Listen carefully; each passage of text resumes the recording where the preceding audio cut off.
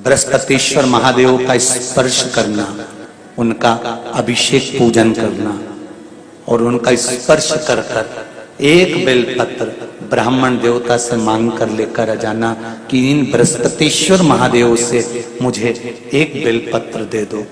तुम्हें पुखराज पहना कि नहीं पहना, हीरा रतन माणिक पहना कि नहीं पहना, वो बेलपत्र इतना चमत्कार कर देगी कि जिंदगी में कभी संपदा की कमी आएगी ही नहीं।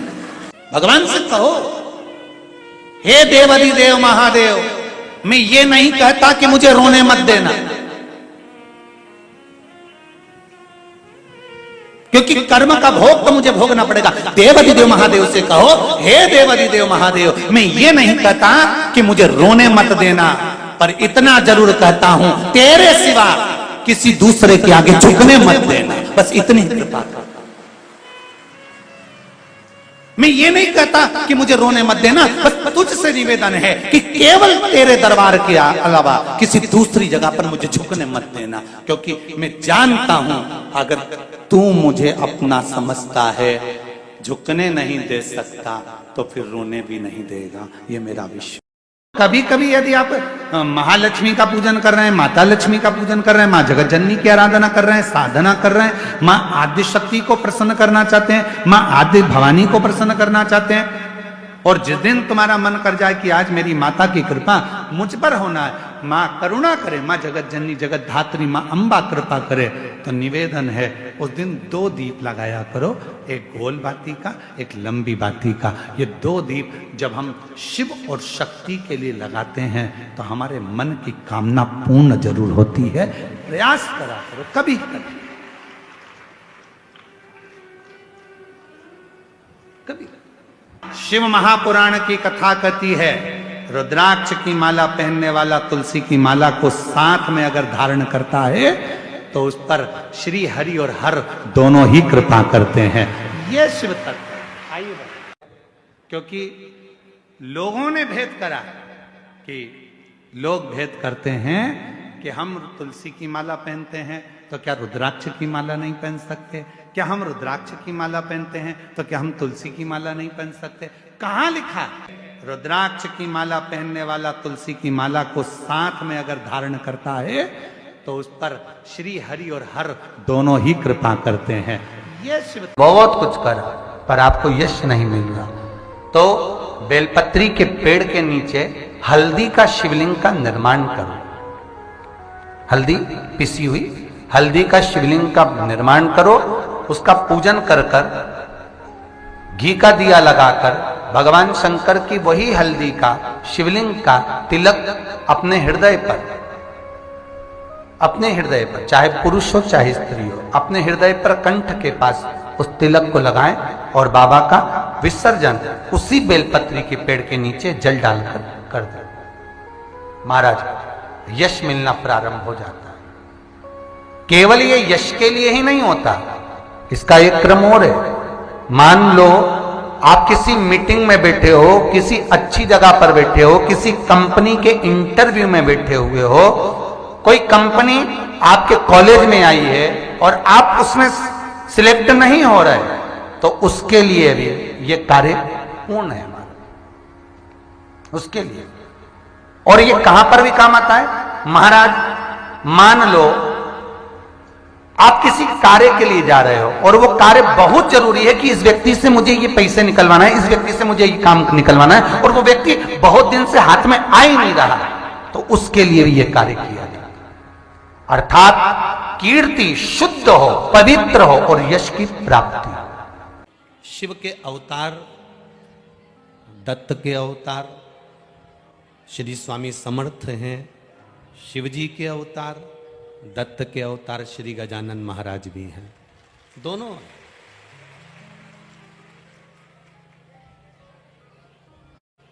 एक ने श्री स्वामी समर्थ जी ने मिर्ची को खाकर भी भगवत भजन कर कर परमात्मा की शरणागति प्राप्त करी है। गजानंद महाराज ने झूठी पत्तल में से चावल का दाना उठाकर भगवत भजन कर कर अपनी जिंदगी का आनंद पाया।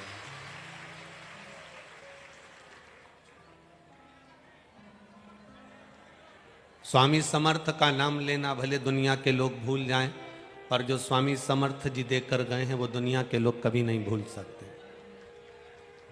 स्वामी समर्थ जी ने और श्री गजानंद जी महाराज जी ने दोनों ने एक बात बड़ी सुंदर दी है। श्री स्वामी समर्थ जी ने मिर्ची को खाकर भगवत भजन किया। आज भी महाराष्ट्र के लोग भोजन की थाली में सब कुछ भूल जाते हैं पर ठेसा नहीं भूलते हैं।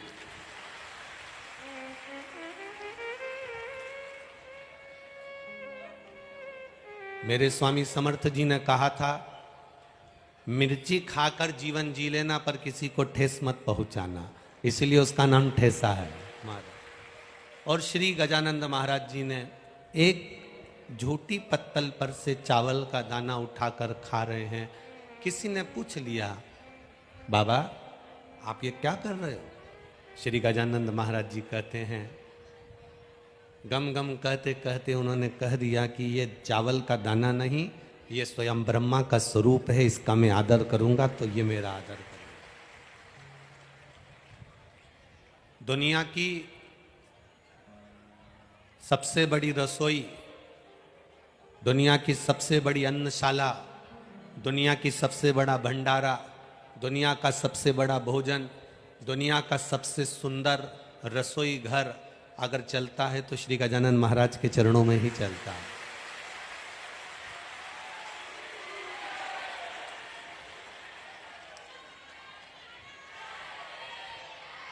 उसकी शरणागति, उसके चरणों का रस तत्व, उन्होंने गजानंद महाराज ने अपने भक्तों से एक ही बात कही कि मैं भले ना हूँ इस पृथ्वी पर, मैं भले ना रहूँ इस भूमि पर, समाधि लीन हो जाऊंगा, पर जिस पत्तल पर मैंने झूठा चावल का दाना खाया है उस अन्न को मैं अमृत बनाकर जाऊंगा। जो यहाँ पाएगा वो सब रोग से मुक्त हो जाएगा।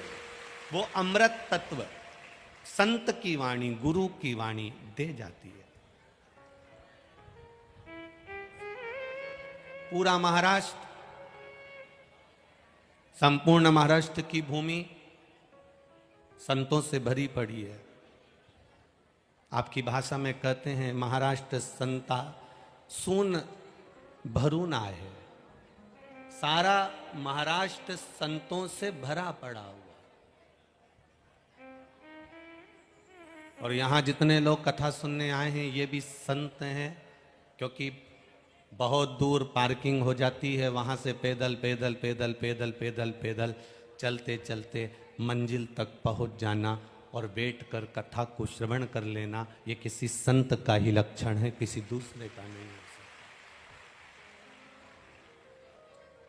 छेड़ने में और छूने में दोनों में जमीन आसमान का अंतर है महाराज। काय में जमीन आसमान का अंतर है, छेड़ने में और छूने में जमीन आसमान का अंतर है। छेड़ने में जूता मिल जाता है और चरण छूने में आशीर्वाद मिल जाता है, दोनों में अंतर। किसी को आपने छेड़ दिया, किसी को आपने अपशब्द कह दिया, किसी को आपने ताना दे दिया, किसी को अपशब्द कहा, किसी को कुछ कह दिया, तो कोई आपको मार सकता है, कोई आपको अपशब्द कह सकता है, कोई आपको ताना दे सकता है, कोई आपको गाली दे सकता है। पर जो मार्कंडे बाबा जैसा नियम बनाकर चलता है कि चरणों को प्रणाम करना है, चरणों में झुककर नमन करना है, दंडवत करना है, प्रणाम कर कर चलना है, जिसने अपनी जिंदगी में चरण को छूना सीख लिया, जिसने झुकना सीख लिया, जिसने प्रणाम करना सीख लिया, माता पिता गुरुजन को, घर के बुजुर्ग जन को, घर के बड़ों को जिसने चरण छूना, प्रणाम करना प्रारंभ कर दिया, फिर उसके सिर पर कोई टोपी है ना है, उसके सिर पर कोई ताज है ना है, उसके सिर पर कोई मुकुट है ना है, पर जो माता पिता, गुरु और घर के बुजुर्गों का आशीर्वाद लेकर सिर पर हाथ रगवा कर जो चलता है, समझ लो उसके ऊपर दुनिया का सबसे बड़ा ताज होता है, सबसे बड़ा मुकुट होता है। भगवत भजन की ओर आपकी जागरूकता हो, भजन की ओर आपकी एकाग्रता हो, भजन की ओर आपकी दृढ़ता हो, उसमें जो सुख का अनुभव होगा उसमें एक आनंद ही आनंद होगा। श्री स्वामी समर्थ जी ने, शेगांव के श्री गजानंद बाबा जी ने अपनी बात को एक सहजता में कहा, एक सहज विषय में कहा।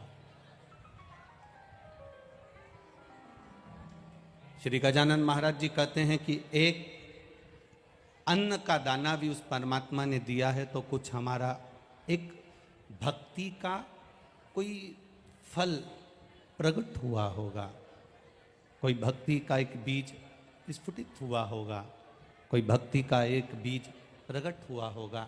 इसलिए ये पावन अन्न भी हमको भोजन के लिए प्राप्त हुआ है। गजानन महाराज जी ने एक बात बड़ी सुंदर की, स्वामी समर्थ जी ने अपने जीवन में एक बात बड़ी अच्छी की, भजन और भोजन का मजा, भजन और भोजन का आनंद आपकी युवान अवस्था के अंतर्गत है। आपकी जैसी अवस्था है, शिव महापुराण की कथा कहती है, जिस अवस्था में आप अभी हैं, बचपन अवस्था है, आपकी जवानी अवस्था है, आपकी अधेड़ी है अवस्था में है, आप बुढ़ापी अवस्था में हैं, आप जिस अवस्था में हैं, उस अवस्था के अंतर्गत आप भजन का भी आनंद ले सकते हैं और भोजन का भी आनंद ले सकते हैं। उस अवस्था के अंतर्गत आप परमात्मा के गुणगान का भी आनंद ले सकते हैं और भोजन का भी ले सकते हैं। युवान अवस्था रहे तो उसका मतलब ये नहीं है कि हम उसको व्यर्थ गंवा दें। बचपन मिला, जवानी मिली, हम उसे व्यर्थ गंवा दें, ये श्रेष्ठता नहीं है हमारी अवस्था के अनुसार। हम बचपन हैं तो अवस्था के अनुसार भजन भी हमारा बलवान होना चाहिए। हमारी युवानी अवस्था है, जवानी अवस्था में है, हमारे भजन का बल और बड़ा होना चाहिए। अवस्था के अनुसार हमारे भजन के बल को हमें बढ़ाना। मां जानकी जी ने एक चिड़िया को कैद में रखा था तो मां जानकी जी को कैद में रहना पड़ा। राम जी ने छुपकर बाली को बाण मारा था, वही बाली ने छुपकर कृष्ण अवतार में भगवान कृष्ण को बाण मारा था। कर्म कब हो?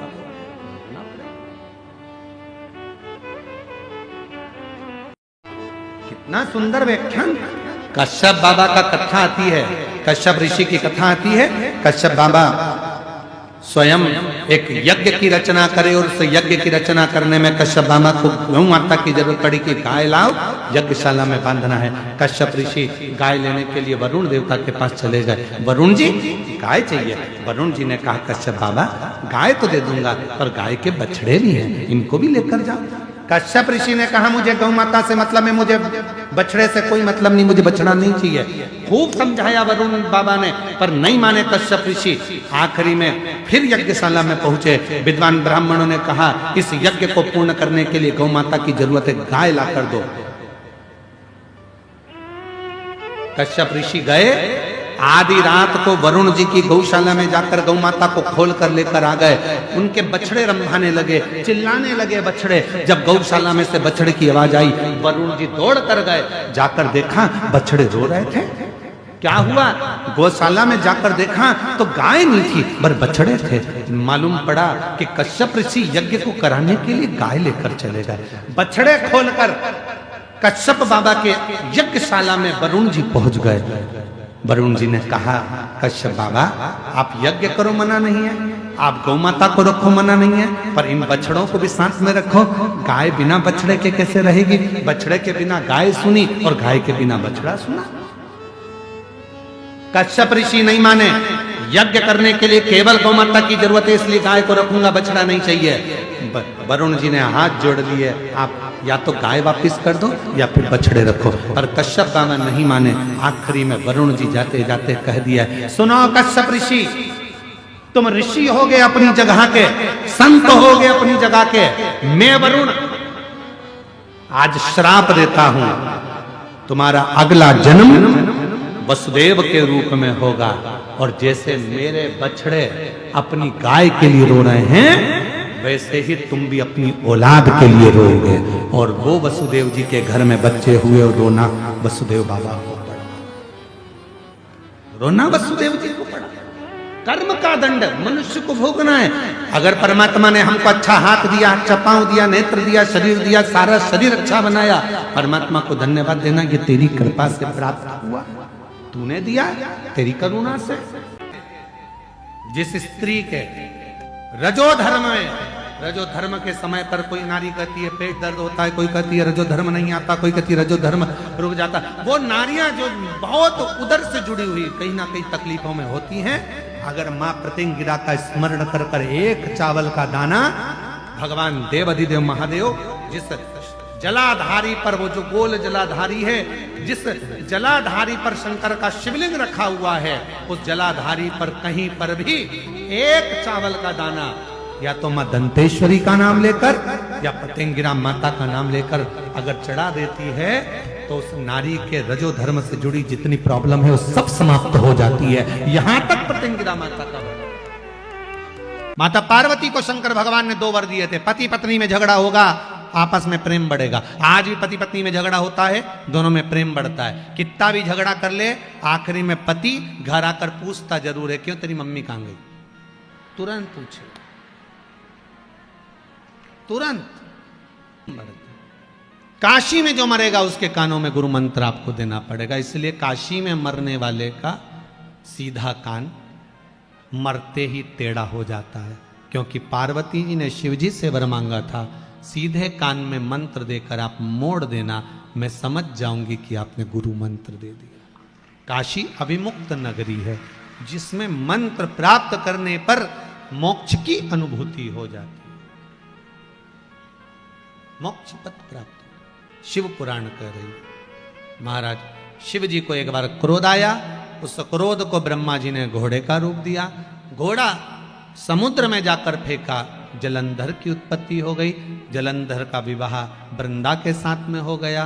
वृंदा पतिव्रता धर्म का पालन करने वाली थी, पति को परमेश्वर मानने वाली थी, पति के चरणों का नित्य स्मरण करने वाली थी वृंदा। भगवान की भक्ति में वृंदा ऐसी डूबी, ऐसी डूबी।